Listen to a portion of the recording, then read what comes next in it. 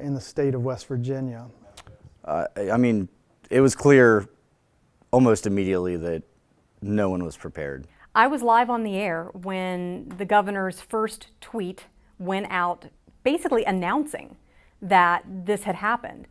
And at first, we didn't really know what that meant. I was on the set, I was anchoring, as I said, and so I immediately sent a note to our assignment editor and said, check into this, let's see what this is.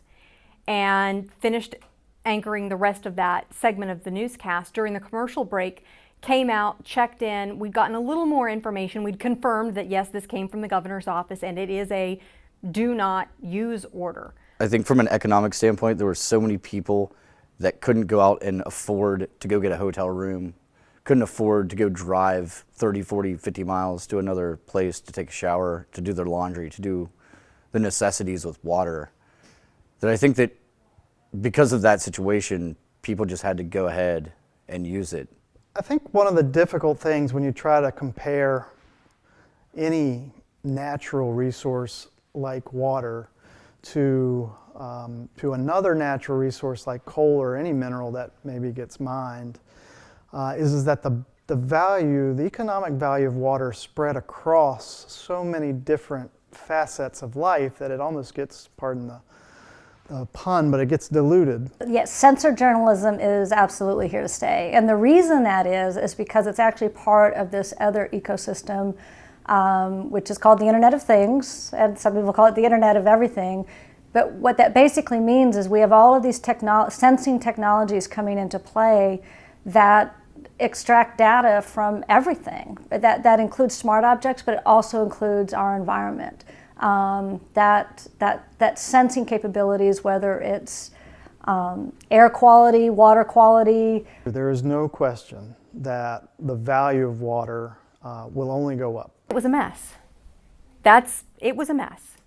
I was lucky. I had water. But that meant I was sort of ground zero for people who needed showers, who needed to fill up water bottles, for people who just kind of wanted a place where they could get away from the no water situation wherever they were and feel a sense of normalcy for a little bit. What the chemical spill taught us is that water is extremely valuable and we just often take it for granted because we have so much of it. This was not handled well, in my opinion, at multiple levels. And I think a lot of that had to do with the fact we were in uncharted territory. Some of it, I think, of our own making, some of it not.